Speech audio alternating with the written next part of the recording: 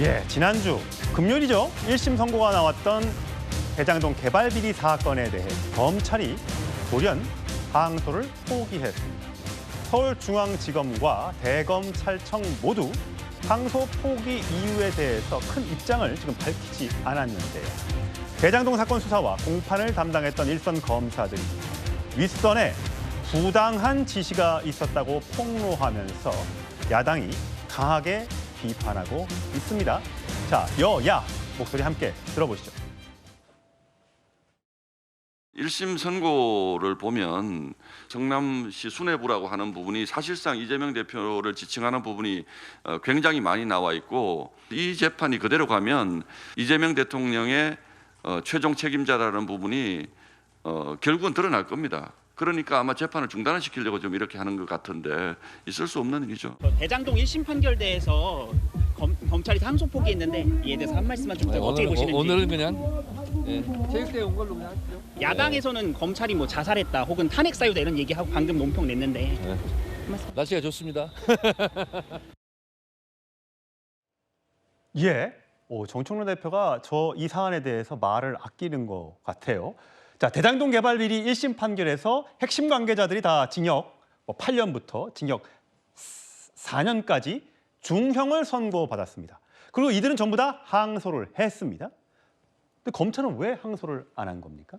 저도 그 이유를 이해할 수 없습니다. 그리고 일선 검사들이 이것을 이해도 할 수 없고 납득도 할 수 없고 수용할 수도 없기 때문에 장문의 입장문이 나온 것 아니겠습니까? A4 4페이지 분량이던데 시간대별로, 특히나 어제 항소기한 마지막 날에는 분단위로 어떤 일들이 있었는지 매우 상세하게 기록해놨더라고요. 그래서 결국은 윗선에서 이것을 항소하는 것을 좀 보류하고 기다리고 있어봐라 라고 하면서 밤까지 아무런 지시를 주지 않으니까 법원의 직원들은 나가 있고, 그 상태에서 11시 20분에 반부패 사부장을 찾아가서 회의를 했는데 거기에서 결국 검찰 수뇌부가 안 된다고 하니까 이것은 항소하지 마라라고 하는 지시가 나왔다는 내용까지 들어있는 것 아니겠습니까? 그럼 여기서 이제 국민적인 의문이 있는 겁니다. 도대체 이런 사건에서 언제 인지수사 사건의 일부 무죄가 있었을 때 과연 일부 무죄가 있었을 때 검찰이 이렇게 항소하지 않은 적이 있었는가라는 의문이 있는 것이고, 과연 이것을 검찰이 독자적으로 결정했겠는가. 오늘 복수의 언론에서 법무부가 항소하지 말라는 의견을 줬다라고 하는 이야기가 있지 않습니까? 그것 곧 외압입니다. 여기에 대해서는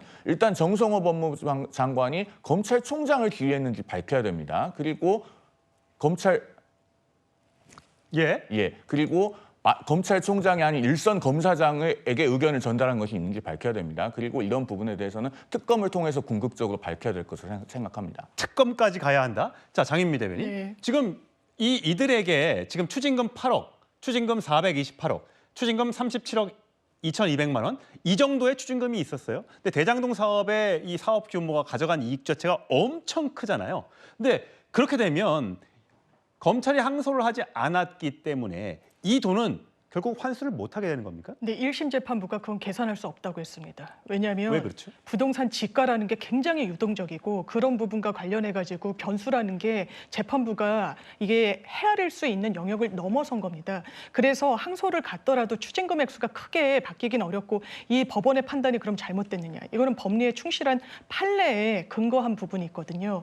그리고 그렇습니다. 일단 대장동 일당들이 다 중형을 선고받았어요. 유동규 씨 등과 관련해서는 심지어 검찰의 구형량보다도 법원이 더 세게 처벌을 했습니다.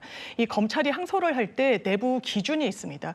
본인들의 구형에 따랐을 때 선고가 3분의 1에도 미치지 못하면 그건 기계적으로 항소를 하죠. 예. 이 일당들은 그런 케이스에 해당하지도 않습니다. 더더군다나 최근 검찰 내부에서도 기계적인 항소 그리고 아주 관행적인 항소를 많이 해왔거든요. 그 부분은 최소한 자제해야 된다라는 그런 대검의 입장이 종합적으로 나온 것이어서 이례적이거나 특별하다거나 그렇게 판단되지는 않습니다. 근데 보통은 무죄가 다 나오면 이제 다 전부 무죄가 나왔으면 검찰이 이거 너무 무리하게 기소한 거 아니냐라고 해서 항소를 포기하는 경우도 있는 거로 알아요. 근데 이번 경우는 그게 아니잖아요. 이건 제가 좀 반론을 드려야 될 것 네. 같아요. 가장 중요한 부분이 일단 추징이거든요. 이 대장동 사건은 결국은 배임을 통해서 대장동 일당들이 천문학적인 이익을 거둔 사건입니다. 범죄 수익이니까 당연히 추징해야 되겠죠. 예. 검찰이 구형해서 추징해달라고 한 금액이 김만배 씨 같은 경우에 6,112억 원, 예. 그리고 남욱 변호사 1,011억 원, 정영학 회계사 647억 원. 이런 식입니다. 그런데 남욱 변호사와 정영학 회계사는 아예 추징금이 선고된 게 없어요. 그리고 김만배 씨 같은 경우에 428억 원인데 검찰이 구형한 것에 14분의 1 정도밖에 안 됩니다. 이거를 항소를 못하면서 더 이상 다툴 수가 없게 된 거예요. 그러면 여기서 3분의 1이 왜 나옵니까? 아예 2명은 추징도 못했고 1명은 14분의 1인데. 그리고 일부 무죄 부분이 있잖아요. 예. 특정경제범죄 가중처벌법상의 배임. 5억 원 이상이면 이득액이 5억 원 이상이면 적용되고 특히 50억 원 이상이면 형량이 확 뜁니다. 최고 무기징역이고 최하가 징역 5년이에요. 근데 이 부분에 대해서 이득액을 특정할 수 없다는 이유로 법원이 그 부분에 대해서는 일부 무죄를 선고를 했죠. 이걸 항소심에 가서 다시 판단을 받아봐야 될 것 아닙니까? 예. 실제로 그 성남의 뜰이라고 하는 민관 합작 법인이 이 성남시 토지 배당으로 5,916억 원을 배당했어요. 그리고 당시에 성남 도시개발공사가 받아간 돈이 1,830억 원입니다. 그러면은 차액이 한 4,100억 원 되잖아요. 예. 그러면은 이것을 과연 사업협약 체결 당시에 예상하지 못했던 금액인가? 이것을 사실은 증명됐다고 볼 수 있는 여지가 충분히 있습니다. 그러면 다시 판단을 받아봐야 되는데 그 기회 자체를 항소 포기를 통해서 봉쇄한 것이에요. 그렇기 때문에 이것은 잘못됐다는 비판을 면하기가 어려운 것이죠. 예, 강성필 부대변인. 네. 결국 보통은 이런 이제 항소를 포기하거나 이러면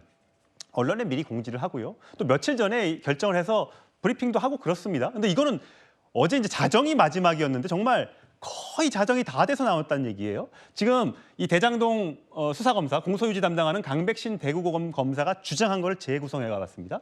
그러니까 먼저 서울중앙지검장은 항소하라고 결재를 했다는 거예요. 어제. 그랬더니 대검 반부패 부장이 재검토하라라고 불어했다는 겁니다. 다음 장이요. 어제 오후입니다. 이것도 오전도 아니고요. 자, 그래서 중앙지검 4차장 검사가 그럼 한번 전화로 설득해 보겠다라고 통화를 했는데 아무런 얘기가 없이 11시 29분경, 밤 11시 20분경 대검에서 항소를 불허하고 검사당도 허락을 안 해서 어쩔 수 없다. 그래서 결국은 자정을 7분 앞두고 정진우 서울중앙지검장이 수사팀에 항소 불허를 통보했다는 거예요. 과연 이 전체의 과정 중에 법무부 장관이나 또 검찰총장이나 또 넘어서 대통령실 민정수석이나 이런 사람들의 의논, 개입이 없었느냐라고 지금 국민의힘은 의심하고 있는 거거든요. 뭐 국민의힘에서는 뭐 의심할 수도 있겠죠. 그리고 이제 사실 저렇게 이제 수사 검사들과 어떻게 보면 검찰의 지휘부하고는 지금 상황 보더라도 의견이 좀 갈린 거 아니겠습니까? 그렇기 때문에 격렬하게 조금 의견을 조율하는 과정들이 있었고 그런 것 때문에 조금 늦어졌던 것처럼 보입니다. 근데 보통 이제 우리가 항소를 하게 된다면 사실 피고인 같은 경우는 형량을 감경하기 위해서 항소를 하는 것이고 이 검찰 측은 이제 형량을 더 강화해달라고 하는 것이 저는 일반적으로 상식적으로 알고 있어요. 근데 제가 보니까 사실 뭐 제가 법률가는 아니지만 어쨌든 일부 피고인 같은 경우는 형량이 오히려 올려치기를 됐다고 이렇게 봤거든요.